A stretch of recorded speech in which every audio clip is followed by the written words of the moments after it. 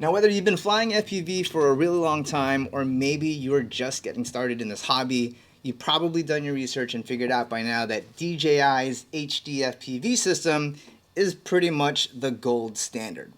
And while that system is really, really good, I do have one slight problem with it, and that is that it has no competition. But that might change today, because today we're going to go over the latest entry into this world of digital HD systems, and it is dubbed the Fatshark Dominator HD / Walksnail Avatar HD system. Oh my god, that is a mouthful. If you guys at home are confused by that, don't worry, I am too, but we'll dive into it. So here's the thing about no competition. One could fairly assume that you have a lack of motivation to improve your products or listen to community feedback.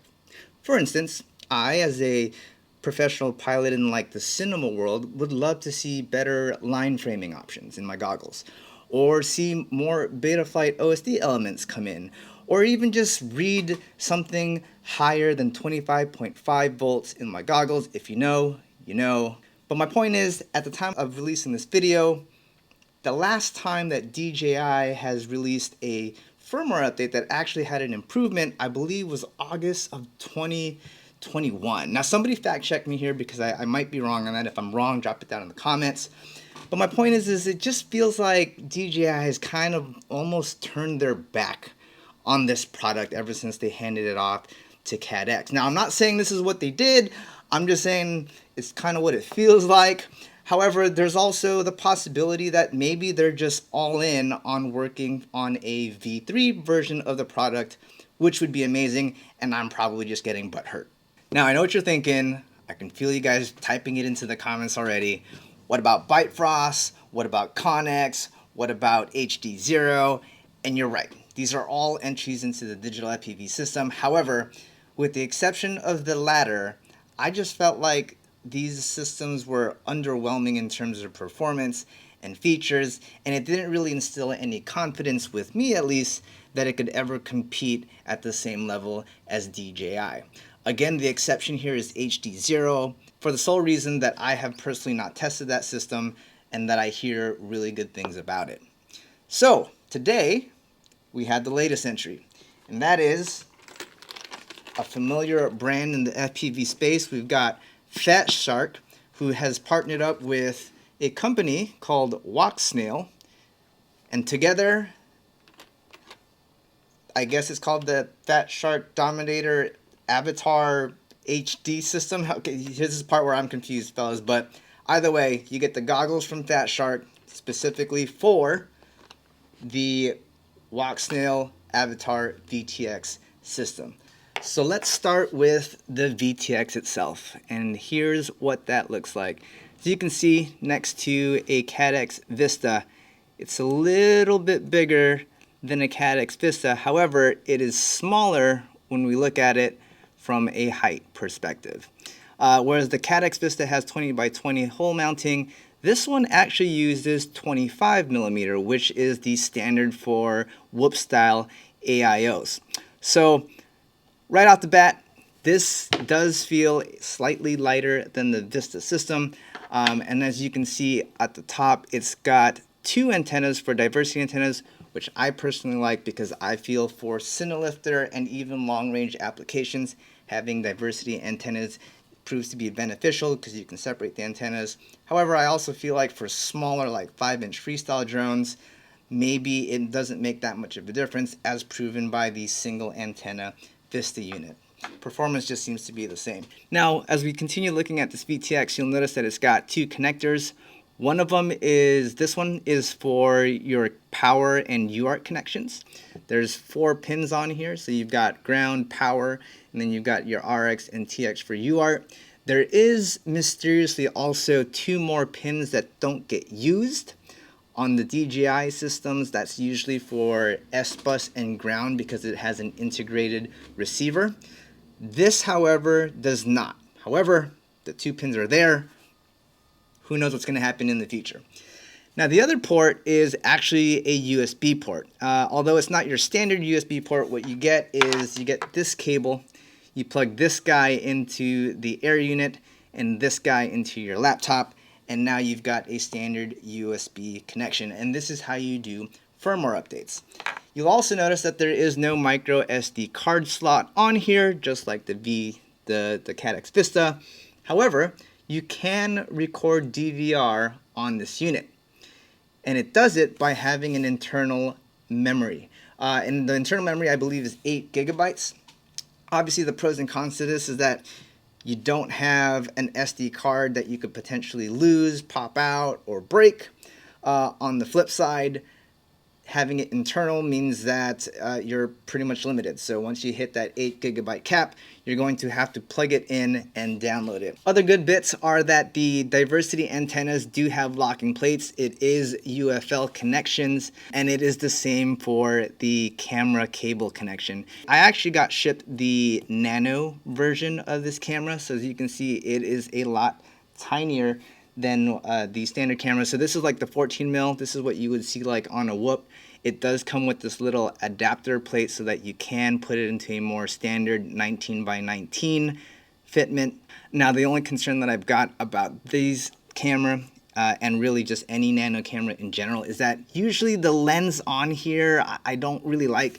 They tend to be a lot wider and more fisheye, but we'll find out once I plug this guy in. Alright, so let's move on to the goggle side of things. So these are the Fatshark Dominator HDs, and right off the bat, I love the fact that they have maintained that Fatshark, kind of very slim profile. Now, it is a little bit wider than normal for previous Fatshark goggles in this direction, but definitely way better in comparison to DJI goggles. So look at this big old thing. Now, mind you, this is not a super fair comparison because this does have the analog conversion system so that I could run analog on here into the AV input. But bearing that in mind, like look at the size difference. You can see this is definitely a lot smaller and a lot easier to handle. But looking at the back, we've got your typical pretty much standard like Dominator HD foam like pads. But the big thing to point out here is the adjustments. So this is your IPD adjustments. You move these back and forth to adjust to how wide or narrow your eyes are. But the big cool new thing here, you turn this dial and this dial individually to adjust the focus in case you wear corrective lenses. Pretty cool. The next thing is that your SD card is right there in the very top on the inside. Very familiar with Fatshark. But the other big thing here that is worth mentioning is this. Oh my goodness. Is that an on and off button for goggles? For the longest time, people have been asking for an on and off switch on Fatshark goggles, and holy moly, here it is. Now, mind you, I was one of those people that was asking for, an on and off switch because I always thought that maybe perhaps the barrel on here at some point would wear away and break and fail.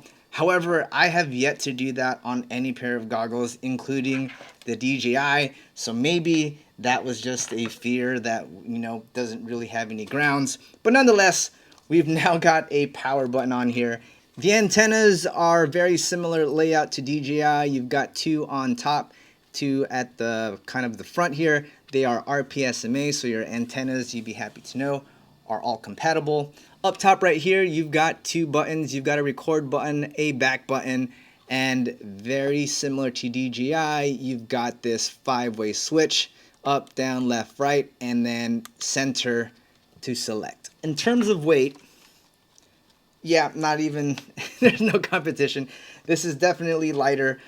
So I suspect that for those who fly for extended periods of time will probably feel more comfortable on this set. Alright, so we've come to that part of the video where it's time to power things on and take a look at the system for the very first time, and then we're going to go out and fly it. So let me just show you guys really quickly what frame we are on. This is actually a prototype frame that we have been developing for Bot Grinder, so be on the lookout for that.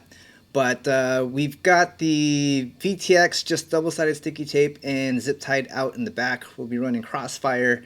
This is a Rush FPV stack in the middle, so we'll be running Betaflight. And again, we are running the nano camera of the Walksnail avatar system. And because of that really short lead, I had to mount the camera upside down, and it's kind of actually tugging. You can kind of see right there on that cable, because that cable is just so short. So one of the first things I'm going to do once I power this thing up is flip that camera around, but hopefully we don't have frame in view. So let's power this up. We also have to bind it, because just like DJI, you have to pair the VTX along with the goggles. Let's power on the drone. And to pair, you've got a little bind button right here, so we'll press that. Okay, I hear it beeping, so now I gotta hit the button on the VTX. There we go. So I heard it stop, so whew, let's see what happens. Let's see what this looks like. This looks really, really good. I mean, definitely comparable to DJI. I might even have a smudge on the lens. Let me just wipe that off. Just make sure that I'm actually looking at a crisp image. Okay, that's what it was.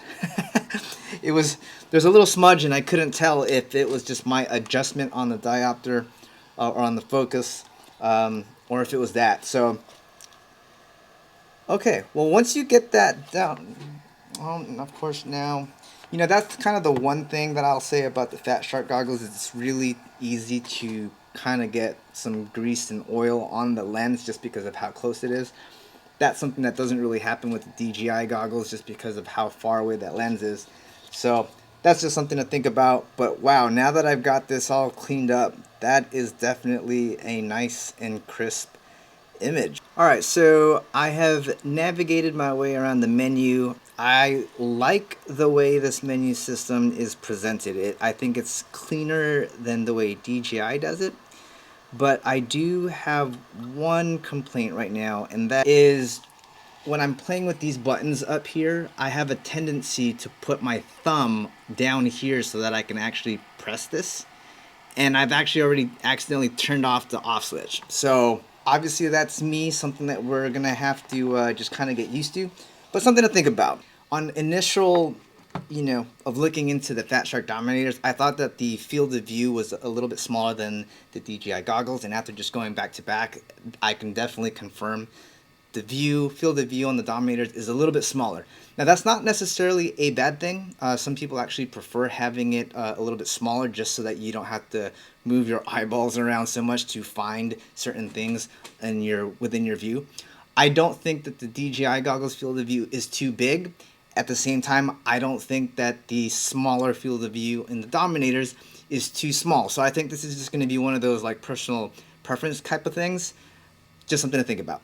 So looking at the menu options, it's time to talk about the different features and similarities to DJI.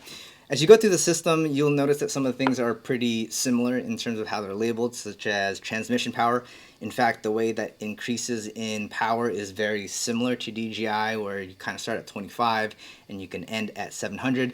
There is also a 1200 milliwatt hack that you could do that is enabled in a very similar way as DJI by leaving a text file, and everything else is pretty similar. So for instance, you've got the bit rate, which this does 25 and 50 as well, although at the time of this video only 25 megabits works. Then you've got frame rate, which to DJI's side translates to latency. So in frame rate you have high, standard, and low, and then you've also got all of the same control options that you would for the camera. The one thing that is different about the DJI system, however, is that it has a mode for 1080p. Now, the kind of comparable equivalent to this on the DJI side is it's got high quality mode versus low quality mode, which in turn also increases or decreases the latency. However, the important thing to differentiate here is that DJI's high quality mode is still a 720p signal that just looks a little bit cleaner, versus the Fatshark system, which actually outputs a true 1080p resolution, and that's how it achieves its high quality mode. And just like with DJI, going into a high quality mode, in this case 1080p with the Fatshark, also means an increase in latency. And speaking of latency, the Fatshark system is faster at about 22 milliseconds as compared to the 28 milliseconds in DJI's low latency mode. That means that the Fatshark system should be about the same that you would get from its analog counterparts. Now, the one thing I want to talk about that is also a huge difference between this system and everything else is that it's got something called the Betaflight OSD canvas mode. And what that means is that while the OSD in the goggles shows you all of the same very similar things that you would see from DJI, such as the bit rate, voltage, latency, and things like that, there's a second layer, if you will, that actually overlays the Betaflight OSD exactly as you would see it otherwise in an analog system. Now, this is huge for two reasons. One, you are no longer relying on the VTX system to interpret Betaflight's telemetry data and then spit it back out onto the OSD. That means that every OSD element that Betaflight provides is present, right? So just going back to DJI, when that first came out, there was very small or just a fraction of the data elements was being passed through. And some of the more important ones, or if new ones were to come out, we were relying on a firmware update from DJI before it would show up onto our OSD system. So that is, in my opinion, a huge win because as new data elements are added and or updated, we don't have to rely on Walksnail or Fatshark to come out with a firmware update to see those changes. The second big thing of that is if you are coming from the analog world, or if you remember the whole analog world, where you can use the Betaflight stick commands, right? So pitch up, yaw left, which would bring up the Betaflight submenu, that also exists. So now you can control pretty much every aspect that Betaflight allows you to control within that submenu, right within your sticks. That to me is huge, and to be honest, I feel like it's a lot easier to control things like your rates or your PIDs or whatever using the stick commands on your radio than it was using the little 5-way switch on the goggles. Alright, so that's enough of the stuff on the bench. Let's throw some props on here. Let's throw a few packs through it, and we'll come back here, we'll go over the footage, and I'll give you guys my thoughts. Alright, so the first thing we're testing here is 720p in high frame rate. This is basically set up to have the lowest latency possible. Now, upon first plugging in and seeing the image without it moving, I definitely think that the image quality is right there with DJI. I don't necessarily think it's any better. I definitely don't think it's any worse. But as soon as I took off, things started to change a little bit. And before I get into that, let me just quickly note, as I suspected, this nano camera with this lens definitely had more fisheye and distortion than I would prefer. However, I presume that this is something that can be addressed with a different aftermarket lens. In fact, as you can see in this view, you can actually see not just the propellers, but part of the frame, which I knew was going to happen, but also the motors, which tells me just how wide of a field of view this camera lens has. Normally with DJI on the same frame with the camera mounted relatively in the same space, I normally don't see the motor. I also think that the standard camera doesn't have this type of super wide view, so just something to think about. So as soon as I was in the air and I started moving at some type of decent speed is when I started to notice the image quality degrade. And it does it in an interesting way. When you're moving at speed and there's a lot of detail in the image, the high detail area starts to blur and kind of get blocky. And that can be a problem because I notice sometimes on the ground, like especially like grass area, it kind of blurs everything out, and then it makes it kind of difficult to gauge how far off the ground you are. There was also another instance where I was flying right by a bush, which has a lot of detail in it, and the way it looked in my goggles is it kind of just blurred it out, making it really difficult for me to gauge how close I was to that bush. I also tested this flying around trees and branches, and like as you can see, when I'm going slow, it gives the system enough to kind of render the detail and you're able to see it. However, when you start moving at a little bit of speed, is that it'll do the same thing and it kind of gets hard to see the detail and kind of give you the confidence to kind of like fly through it. The other thing I want to talk about is the latency. Right off the bat, I can honestly tell you that I couldn't really tell the difference that it was actually faster. My suspicion is that if I maybe A/B tested this, maybe I'll feel the difference, but I can tell you I definitely couldn't. For the next test, we went into 1080p mode, which bumps it down to a standard frame rate, and that brings up the latency to about 38 milliseconds. With this mode, I can tell you that the image quality definitely looks better than DJI. So here's where I think the Fatshark system definitely comes out ahead. Unfortunately, in this mode, the same detail rendering problems still persisted. As far as the latency, I've definitely felt the difference between 21 and going up to 38 milliseconds. However, it's something that I adjusted to fairly quickly. I'd say within about 30 seconds, it wasn't a big deal for me. However, if you're the type of person who likes to just cruise and just being able to see detail is more important, you'll probably like this mode better. Or if you're like me, where I would prefer to have the lower latency just so that I could fly a lot more aggressively, you'll definitely want to stick to 720p with the higher frame rate. Next up, I want to show you what the onboard DVR of the VTX looks like. The cool thing about this is it allows you to record that in a full 1080p, and obviously with that being on board, it doesn't suffer from the same glitches or signal degradation that recording to your goggles DVR looks like. So if you're all about just keeping it super lightweight, no HD camera, no GoPro, this will be a good way to go. All right, so final thoughts. Is this something that can compete with DJI? My gut feeling says yes. The detail rendering and blurriness, blocky issue is definitely a problem for me and the way that I fly. However, it's probably something that can be fixed with a future firmware update. If you recall, when DJI's FPV system first came out, they suffered from very similar performance issues, and sure enough, a couple of firmware updates later, it became awesome.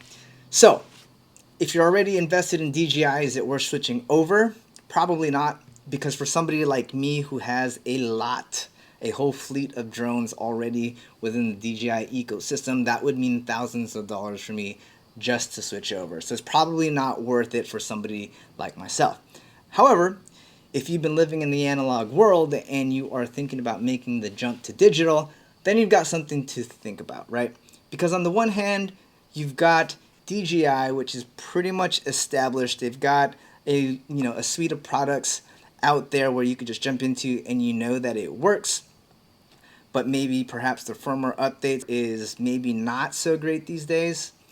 Or you can jump into the Fatshark system, which in its current state is not as good as DJI in terms of detail rendering. However, you got these cool new features, the Betaflight canvassing mode, and being able to fly in 1080p, which looks fantastic, is something to think about. I guess what I'm saying is it's probably too early to tell for most people to be making a decision. However, it's definitely worth paying attention to. I certainly will be putting out some more videos as the firmware updates come about.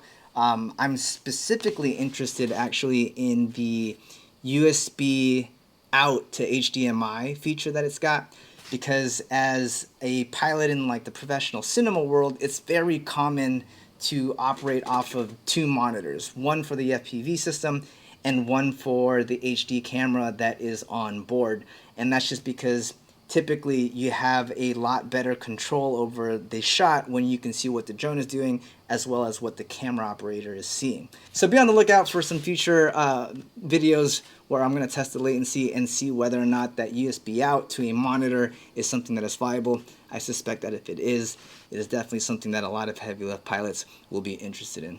So that's going to wrap it up. Thank you guys for watching. My name is Tommy. Don't forget to hit that like button, subscribe if you're interested in the system. I've got affiliate links down below, and I'll see you guys on the next one. Peace out.